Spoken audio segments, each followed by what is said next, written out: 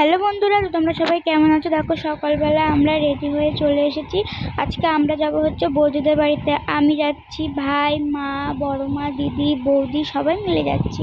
এদিকে দেখো, এটা হচ্ছে আমাদের উদ্ধারণপুর খেয়াঘাট। এখান থেকে আমরা নৌকা করে ওই পারে যাব, তাই আমরা নৌকার জন্য ওয়েট করছি। তো সবাই একসাথে বসে দাঁড়িয়ে অনেক মজা করছিলাম।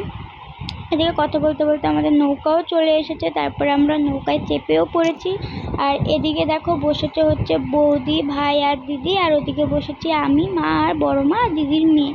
তারপর এখান থেকে গিয়েই আমরা টোটোয় চাপলাম, নৌকা থেকে নেমে পড়েছি। নৌকা থেকে নেমে আমরা টোটোয় করে যাব হচ্ছে বাস স্ট্যান্ডে।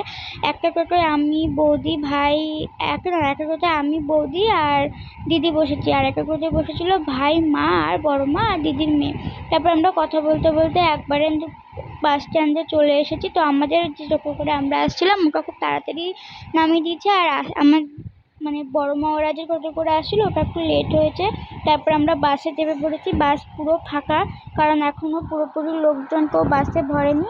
তারপর দেখো আমাদের বাস ছেড়েও দিয়েছে। এবার এই বাসটা গিয়ে দাঁড়াবে হচ্ছে দেবগ্রাম, কারণ পুরো তেহট্ট ঘাট অব্দি যাবে না, তবে দেবগ্রাম থেকে আমাদের আবার বাস নিতে হবে। তো দেখো এদিকে আমি আর মা বসেছি, আর ওদিকে ভাই, বৌদি, আর ওদিকে দিদি আর বড় মা, দিদির মেয়ে, এরা সবাই যে যার মতো একসাথেই বসেছি।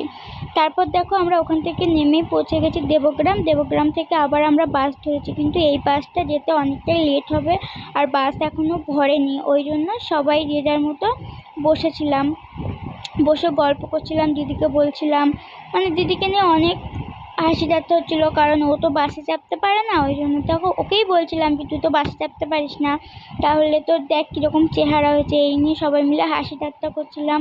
তারপরে এখন আমি দিদির কাছে বসেছি, আবার যখন বাস ছাড়বে তখন বৌদি মায়ের কাছে চলে যাব।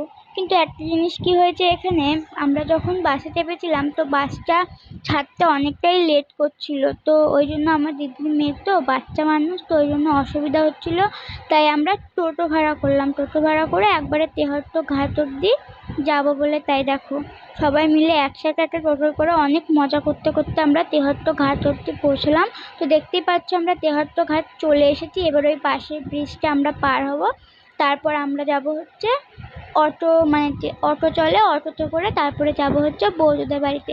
তো ওরা সবাই চলে গেছে, শুধু পেছনে ভাই, আমি আর মা তিনজনাই রয়েছি, আর দিদির সামনে ওই যে বড় মা যাচ্ছে। আর এদিকে ভাই করে দিচ্ছে দিদির ভিডিও, দিদিও তো ব্লগ করে, সেই ভিডিও করে দিচ্ছে, আর আমি আমার মতো করে ভিডিও করছি।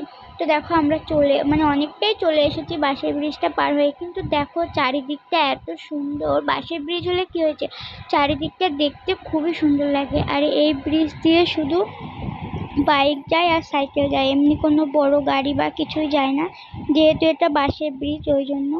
তারপর দেখো ওখান থেকে আমরা অটো করে চলে এসেছি বৌদিদের বাড়ি যাওয়ার জন্য। আমরা একটা অটো ভাড়া করেছি, সেটা করে একবারে বৌদিদের বাড়ির সামনে গিয়েই আমাদের নামাবে।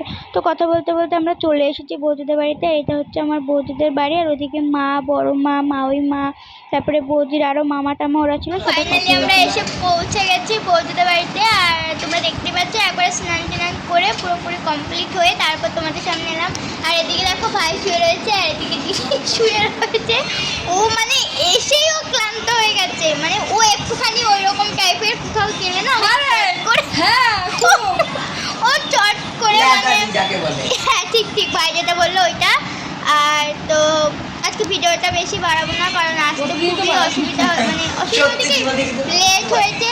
লেট বলতে আমরা ফার্স্টে বাসে চেপেছিলাম, তো কিন্তু বাসটা আসতে লেট করছিল, আর আমরা আমার ওই মাম্মাকে নিয়ে আসছিলাম, ওই জন্য লেট হয়ে গেছে। চেঁচামেচি করছে, এই দেখো দিদির মেয়ে। তো ভিডিওটা এই অবধি। মাম্মা